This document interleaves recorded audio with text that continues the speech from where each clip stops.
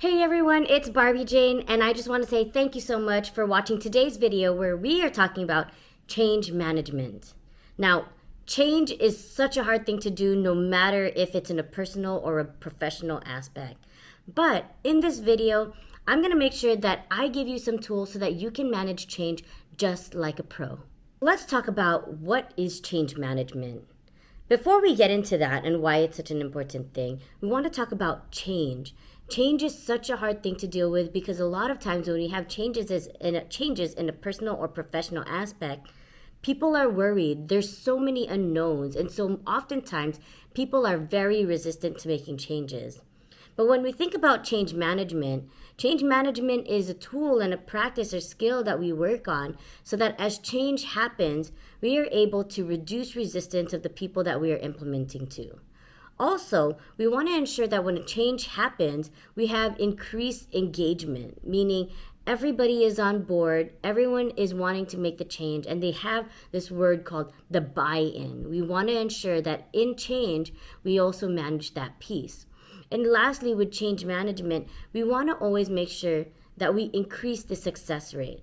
The success rate is based on the amount of people that is willing to accept the change, implement, and continue moving forward with those changes. Before I share the different types of change management models with you, I do want to talk about the common challenges that people often experience when they're going through changes.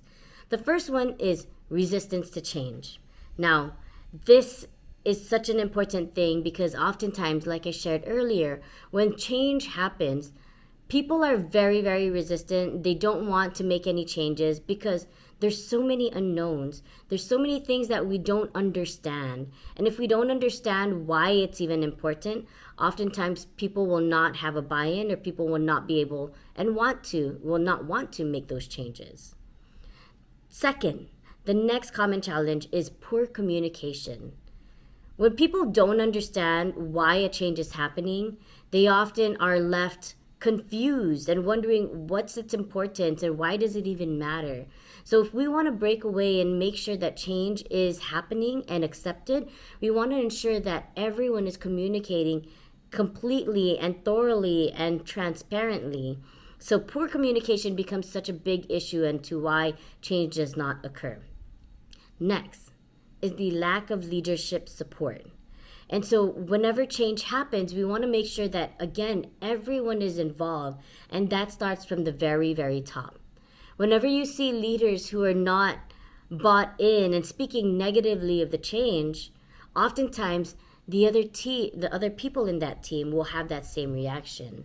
So if you want change to be implemented, we need to ensure that everyone from the very top all the way to the bottom understands the importance of this, and that everyone is in that same understanding and that same vision for the change. And number 4, the last thing as to why challenges occur with change management is because the inadequate training and resources. We have inadequate training and resources. So what that means is if you want a change to happen, but you do not provide enough information as to what that change will entail, what that change would look like, what are the processes and the steps that we need to do to implement those changes? If you lack any of those pieces, oftentimes the idea of change just goes downhill because no one knows what to do. No one knows and has directions and instructions. So if you want to eliminate that challenge, we need to ensure that all of the information and all of the training and the resources are provided to your team or to anyone else that you want change to be implemented to. Now let's get into the different type of models and methods that we can use to help implement change. The first one I want to talk about is Kotter's 8-step model with change. So in Kotter's 8-step model of change, it includes 8 different steps. The first one is creating an urgency. In that first step of creating urgency, you want to ensure that you are presenting the change that's being implemented, making the team understand why it's even important. What are the opportunities for that change? And what are the opportunities that we lose if we don't implement that change? So creating the urgency helps your team understand why we absolutely need to move forward with change. The second piece of Kotter's 8-step model is creating a guided coalition. Now, what that means is creating a team that can help provide and help people build that buy-in. And that team will be that coalition or that team of champions, better yet, to help push for the importance of it. These team of people is so important because that is part of the step of communicating these changes and communicating these importance to the rest of the team that you have. Number 3 is to develop the vision of change. Now, as you develop that vision, you need to ensure that you start to talk about what that future state would look like. What will it look like when you implement changes? So talk about the goals, talk about the benefits, and talk about how great things will be once those changes are implemented. And number 4, as you develop that vision, communicate it out, right? Use your team of champions that we talked about with that coalition. Use them to be able to share that message. Use your stakeholders who understand the change that's needed to also share that message. I always believe in over-communication is better than no communication or under-communication. So clearly communicate why that change is important so you can get that buy-in from everyone else. Number 5, remove any obstacles that you have in front of you. So as you're planning for these changes, think about what will hinder this change to move forward. And as you identify all of those, find ways to eliminate them because the obstacles will always be there. We know that challenges will always arise, but we always have to find ways to overcome those challenges and remove those obstacles. Number 6, generate your short-term wins. And so as you generate your short-term wins, you want to ensure that every little thing is celebrated. And the reason why that's important is because when change happens, there's so many unknowns. There's so many things that we're not quite sure of. So every time we get something right, we want to make sure that we recognize it because the act of a change is already a stressful piece.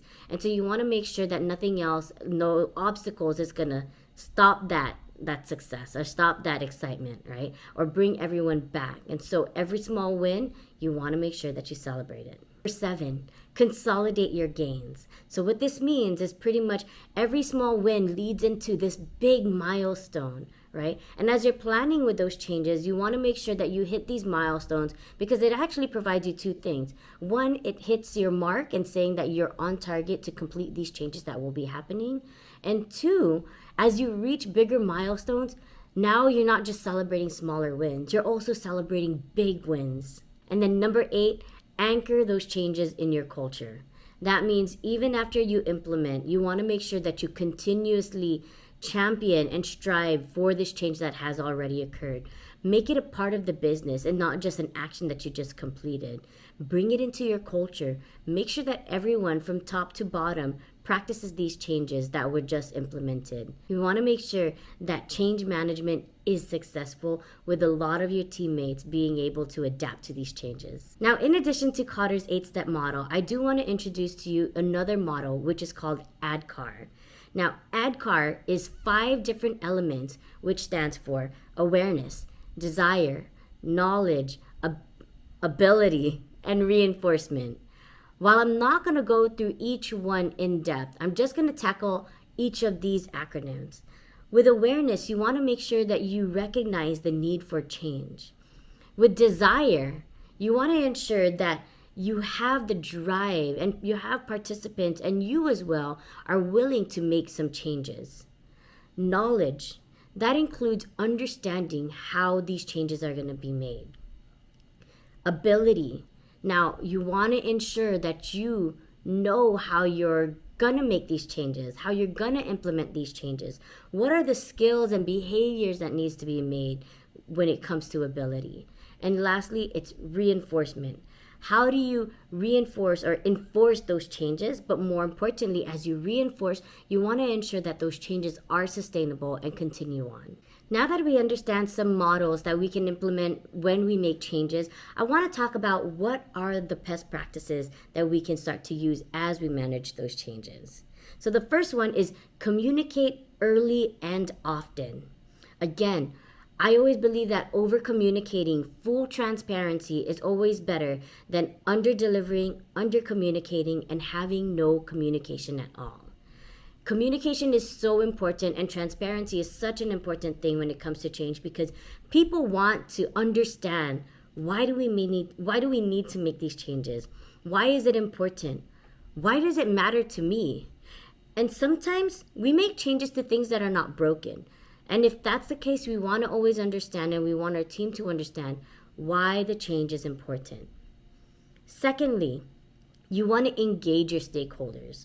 Now, stakeholders are not just people on the top or ownership. It's actually everyone involved. That means all the way down to the lowest person or the most entry-level position that you have in your business. Stakeholders is even sometimes your customers that might be involved or impact. You want to make sure that everyone understands. And when we get into entry-level or even customer base of communication, now they don't need to know all the nitty-gritty information, but they need to understand if they are impacted by a change and what would that impact look for them. So communicating that and engaging your stakeholders early on will help everybody understand and accept any changes that will be occurring now and in the future.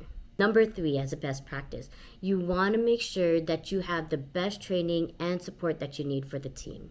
Again, change is a very, very stressful thing. I recall this from my previous career.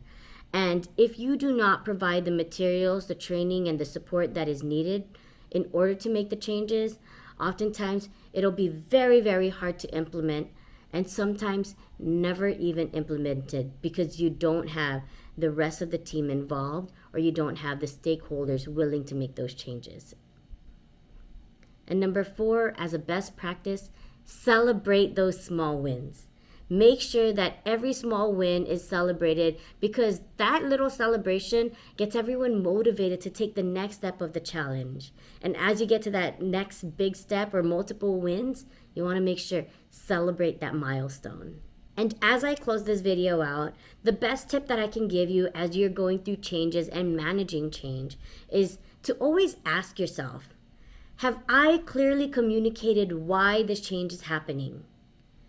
And ask yourself that to yourself, right? Do you truly understand why you're making that change? And I know it sounds crazy to talk to yourself, but it's not. I do it all the time, right? You want to make sure that you truly understand the reason why you're making that change, so that you can confidently communicate that to everyone else that needs to be involved in that change and is impacted by that change. And as I end this, I just want to say that change is inevitable. We have to make changes because we always know that times are moving forward. And if you don't make the change to anything in life, you're going to be left behind.